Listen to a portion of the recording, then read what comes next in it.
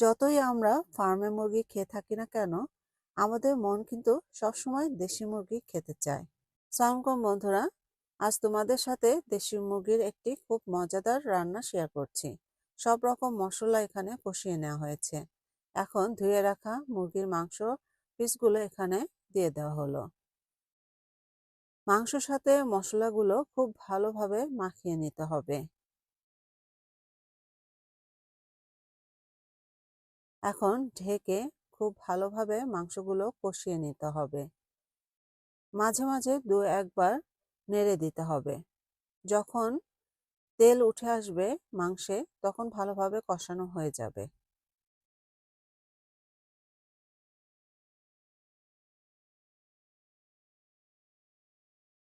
মাংস কষানো হয়েছে, এই পর্যায়ে গরম পানি দিয়ে দেওয়া হচ্ছে।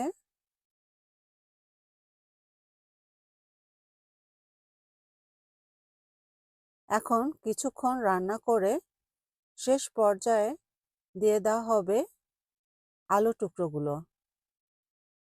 যেহেতু এখানে আলুগুলো খুব সহজে গলে যায়, এজন্য শেষ পর্যায়ে দেওয়া হলো। তোমরা আগেও দিতে পারো। ঢেকে কিছুক্ষণ রান্না করতে হবে।